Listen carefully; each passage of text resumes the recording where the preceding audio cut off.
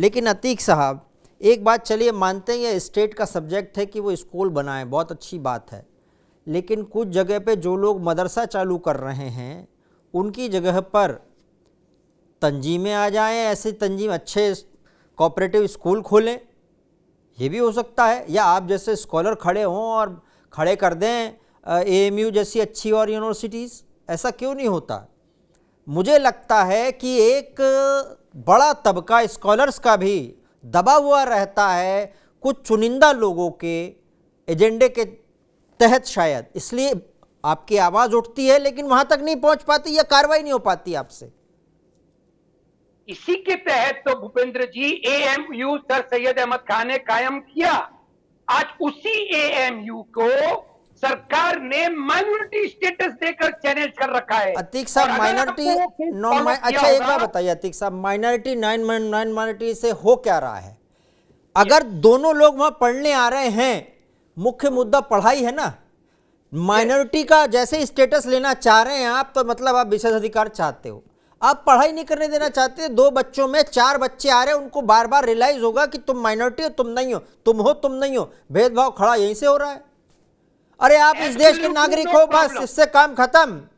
आप एक अतीक साहब हो, आपके पास एक कार्ड है जो इस देश का नागरिक है, मेरे सम्मान नहीं है यहाँ पे।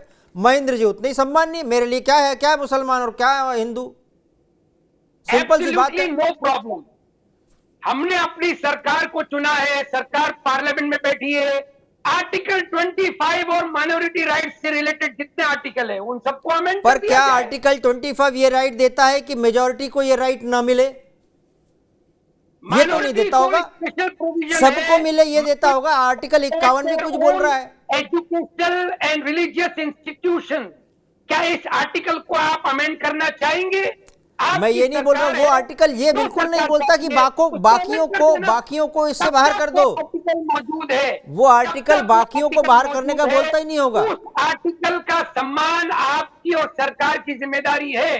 All minorities have the right to establish their own educational and institution. अगर ठीक एक ऐसा कानून भी लिखा होगा, अगर जो गलत कर रहा है उसको सजा दिया जाए, तो जब यहां पर मदरसे आए 13,000, तब आपने ये नहीं बोला कि इनको सजा मिलनी ही चाहिए? ये बोलना चाहिए अतीक साहब। आपने तुरंत ये बोला कि हो कर रहे होंगे लेकिन ये सरकारी गड़बड़ है, इसकी मंशा गलत है, क्योंकि ये तो ऐसे ही कर रहे हैं। कायम किया था ना, पूर्वाग्रह शब्द है अतीक साहब, पूर्वाग्रह शब्द है, पता है इसके लिए भाई। वो तो टुकड़े गैंग का हिस्सा माना जाता है भाई। इन्हीं इलीगैलिटीज के बचने के लिए हमने लीगल इंस्टीट्यूशंस कायम किए, जामिया मिलिया इस्लामिया कायम किया, एएमयू कायम किया, जब आप इस देश की संस्कृति के साथ, इस देश के नागरिकों के साथ, इस देश के लोगों के साथ अपनत्व का भाव हमेशा फील करोगे, कभी कोई नहीं करेगा टुकड़े टुकड़े। वो टुकड़े टुकड़े वाले एजेंडे जो चला रहे हैं उनको कहते हैं टुकड़े टुकड़े गैंग। आपको किसी ने नहीं कहा, कभी न कहेगा। आपको यहाँ के लोगों से, यहाँ की मिट्टी से सरोकार है, आपको क्यों कहेगा कोई? मुझे नहीं लगता कोई कहेगा। ताने सहे हैं भूपेंद्र जी, बहुत सारे ताने हमने भी सहे हैं। हमारे मुंबई के अंदर जो माइनॉरिटी इंस्टीट्यूशंस चलते हैं, किस तरह से उनके माइनॉरिटी स्टेटस को रौंदा जा रहा है, ये भले बुद्धि हम जानते हैं। किस तरह से उनको चैलेंज किया जा रहा है, किस तरह से उनके माइनॉरिटी स्टेटस को खत्म करने की कोशिश लगातार की जा रही है, ये हम अच्छी तरह से समझ रहे हैं। ये एक हिंदू राष्ट्र बनने की एक बात बताइए मुझे, इस होड़ को आप समझिए। मुझे एक शब्द बता दीजिए, मुझे एक बात बताइए, इस्लाम ने हमेशा सिखाया भेदभाव नहीं करना, सिखाया है ना? आप क्यों भेदभाव कर रहे हैं? फिर भूपेंद्र जी मैं बोलना चाहता हूं, आप स्वयं क्यों भेदभाव कर रहे हैं? नहीं करना चाहिए आपको कम से कम। अतीक जी एक सवाल मैं करना चाहता हूं आपसे कि आप बताओ, जितने भी देश में आतंकवादी घटना हुई है, चाहे वो कश्मीर में, चाहे जहीं भी, देखो मैं ये नहीं कहता हूं, कहीं ना कहीं देखिए कि आप हमारे बच्चे जो है, आपके बच्चे, हमारे बच्चे कम बिगड़ते हैं, कम जो बहकावे में कम आते हैं। जो आई जितने भी सीरिया ISIS जो संस्था है, अलकायदा, वो आपके बच्चों को बरगलाने में और धर्म के और जमात के नाम पे जिस तरीके से जो और जो दंगा फसाद जो होता है, कहीं ना कहीं सबसे ज्यादा यदि नाम देखे तो आपका होता है, जबकि वो भी ऐसा नहीं है कि मुसलमान भारतीय भारत में जो है वो देशभक्त नहीं है। कितने मुसलमान है जो देशभक्त है, पर 10% ऐसे लोग हैं जो बाकी 90% मुसलमानों को के ऊपर उंगली उठने पे है। बट आप यदि सरकार के इस कार्रवाई पे यदि आप भी आवाज उठाएंगे, उंगली उठाएंगे, तो बाकी ऐसा लगेगा कि वो 10% जो गंदे लोग हैं वो 90% जो है उसमें मिक्स हो गया है।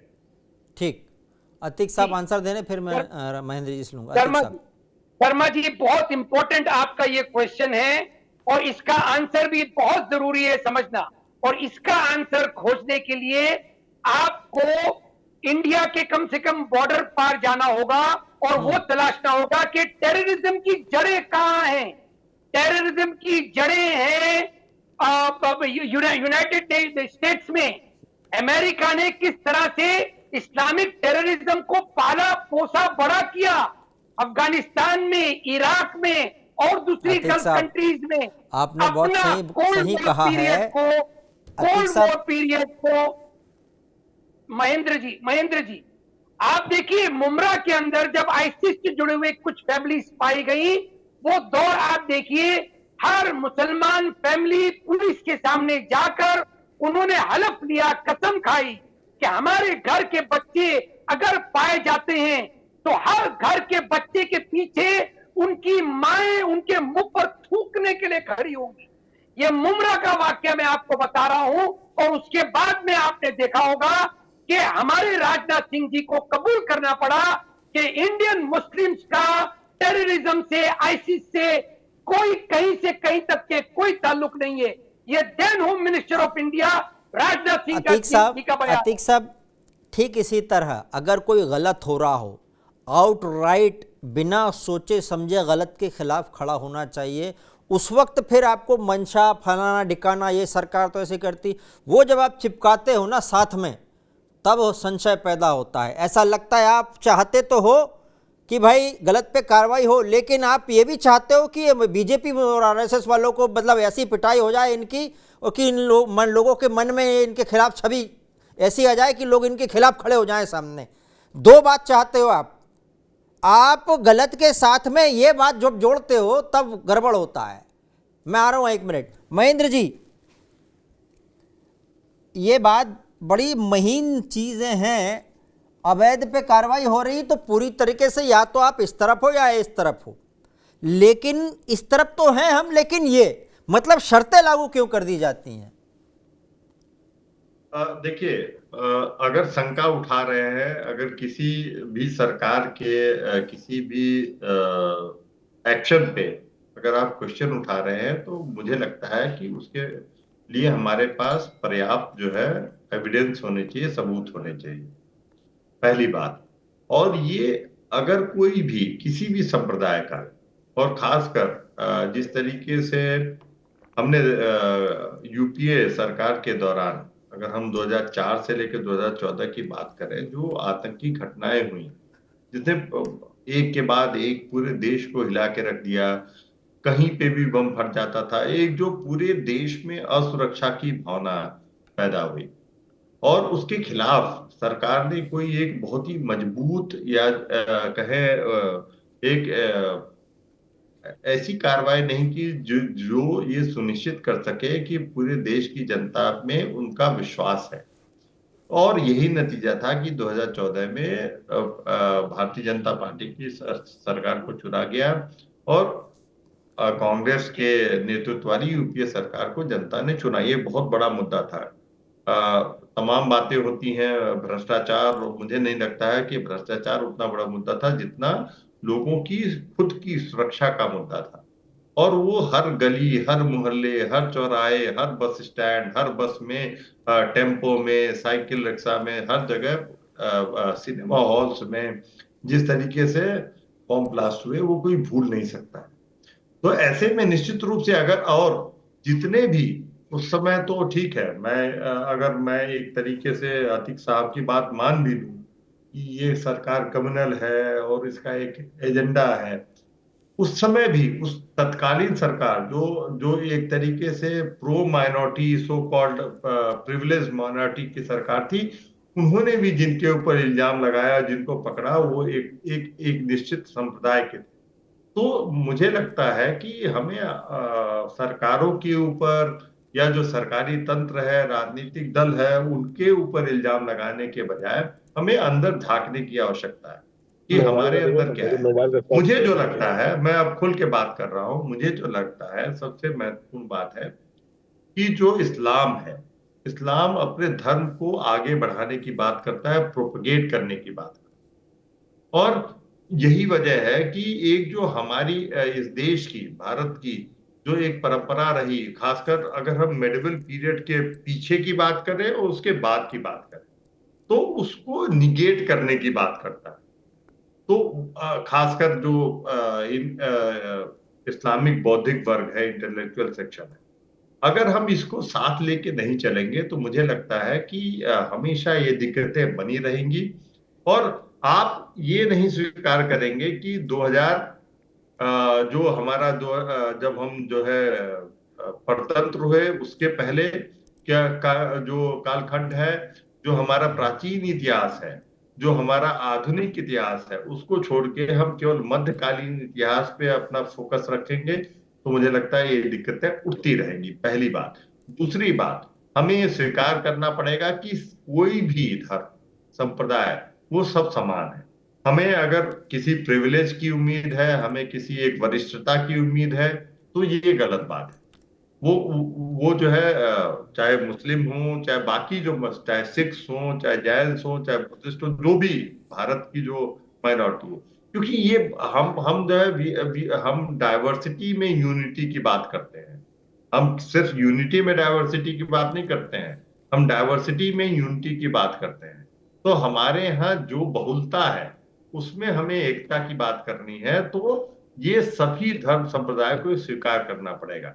ये सिर्फ जो है आग मूंद के एक जो पश्चिमी सेकुलरिज्म, वेस्टर्न सेकुलरिज्म की जो अवधारणा को सोच के, और किसी भी कि अगर हमने जो है स्कल कैप पहनी है, हमने बड़ी दाढ़ी रखी है, तो हम जो है सेकुलर है, लेकिन अगर किसी ने भगवा वस्त्र धारण किया है तो वो कम्युनल है। तो ये अगर ये, या उसने कोई जैसे मैंने एक कड़ा पहन रखा है तो वो कम्युनल, जो सिंबॉलिक रिलीजियस सिंबल्स होते हैं। तो अगर इससे ऊपर उठना है, अगर हम ये सोचते रहे, तो मुझे लगता है कि वो कहीं न कहीं इस तरीके की जो समस्याएं उत्पन्न हो रही हैं उसका समाधान एक समाज के रूप में, एक सिविल सोसाइटी के रूप में हम नहीं खोज पाएंगे, हम कभी नहीं खोज पाएंगे। तो अगर हम इसको खोजना चाहते हैं तो हमें आज की जो राजनीतिक परिदृश्य है, जो आज की जो पॉलिटिकल रियलिटी है, उसके संदर्भ में हमें ध्यान रख के कि ये देखना पड़ेगा, हमें जो हमारे जो पास्ट में जो गलतियां हुई हैं, जो भूत में गलतियां हुई, उसको समझना पड़ेगा। ये इल्जामात लगाने से मुझे नहीं लगता है कि इसका कोई समाधान निकलेगा। कि हम इस सरकार को बोले कि नहीं, योगी आदित्यनाथ ने भगवा ध्वज धारण किया है तो कम्युनल है, और जो है कोई इफ्तार पार्टी में कोई राजनेता जा रहा है जिसने स्कल कैप पहन के जो है इफ्तार कर लिया, तो महेश जी एक सवाल ये भी है, लगता है। महेश जी मैं देखिए छोटा सा ये है, काफी देर से मैं आपका सुन रहा था, लेकिन एक चीज बताइए कि ये जो इतने सालों से, ये कब से होगा ये मदरसा? 13,000 एक दिन में तो नहीं खुला होगा। सरकार जो बीजेपी की 10 साल, उससे पहले भी 5 साल पहले भी बीजेपी की सरकार थी, जब 2000 के टाइम में, उसके बाद 10 साल यूपीए की सरकार थी। क्या हम कहते हैं कि इतनी ज्यादा गंदगी पनपने का हम इंतजार करते हैं फिर बुलडोजर चलाते हैं? ये जब कोई भी चीज आज के डेट में, हम कोई घर बना ले थोड़ा सा भी, उसी समय लोग पहुंच जाते हैं। जो सिस्टम है, यदि हम सरकारी जमीन पे यदि घर बना के रहने लगे, कैसे तो पहुंच जाते हैं। और इतने संख्या में कहीं ना कहीं सरकार का भी इसमें फेलियर है। सरकार को ये 13,000 अवैध, अब अजा के आंख खुली है, ये आप नहीं समझते कि ये क्या है? मैं आपकी बात से एकदम सहमत हूं। अगर आप बिना जो है लोकल इंजीनियर या जो भी म्युनिसिपल कॉर्पोरेशन के ऑफिसर को घूस दिए हुए अगर एक ईंट आप जुड़वाएंगे तो पूरी फोर्स आ जाएगी। उसमें कार्रवाई सब और- पे होनी चाहिए, हाँ सब पे हाँ, बुलडोजर निश्चित चले रूप ऑफिसर से। के खिलाफ में भी। जिसने अगर ये अवैध है, मैं ये बार बार कहता हूं कि अगर कोई अवैध कार्रवाई हो रही है किसी घर पे, अगर वो सरकारी जमीन पे बना हो या अवैध तरीके से बना हो, मास्टर प्लान का वायलेशन करके बना हो, तो अगर उस घर बनाने वाले के खिलाफ कार्रवाई होनी चाहिए। तो उस पूरे पीरियड में वहां पे जो अधिकारी, जो जिसकी जिम्मेदारी थी ये अवैध कार्रवाई रोकने की, उसके खिलाफ भी कार्रवाई होनी चाहिए। निश्चित रूप से मैं सहमत हूं, क्योंकि अगर हम और आप जैसे जो है नागरिक एक हमारे यहाँ बालू अगर गिर गया या एक ट्रैक्टर ईंट गिर गई, तो निश्चित रूप से कोई न कोई म्युनिसिपल कॉर्पोरेशन का बंदा आ ठीक। जाएगा कि आप क्या बनवा रहे हैं, नक्शा दिखाई। तो ये लास्ट निश्चित रूप पॉइंट से अतीक मैं साहब इससे बहुत एकदम छोटा सा सहमत एक हूं। लाइन का बोलिएगा, हम वाइंड अप कर रहे हैं। एक लाइन का अतीक साहब, एक लाइन का बस। ये छोटा सा रिएक्शन, 2 पॉइंट सिर्फ कहना चाहूंगा जी कि जो हमारे महेंद्र जी कह रहे हैं 100% सही है। देखिए, पॉलिटिशियंस ने, सरकारों ने हमारे देश में ये विशियस सर्कल जानबूझ के बनाया कि जनता तक हाँ, एक किसी एजुकेशन एक पार्टी की बात नहीं है, सभी पार्टियों की बात है, हर जगह का है, ये सारे सरकारों की बात है। सारी पार्टीज ने, ताकि ना ही एजुकेशन ये ले और ना ही इनके दिलो दिमाग से सेक्टेरियन अप्रोच खत्म हो। दूसरा इंपॉर्टेंट पॉइंट ये है अपना महेंद्र जी, कि स्टेट राइट्स जो होती हैं, इंडिविजुअल राइट्स के ऊपर वो भारी नहीं पड़ती हैं। Individual rights are more important than state rights.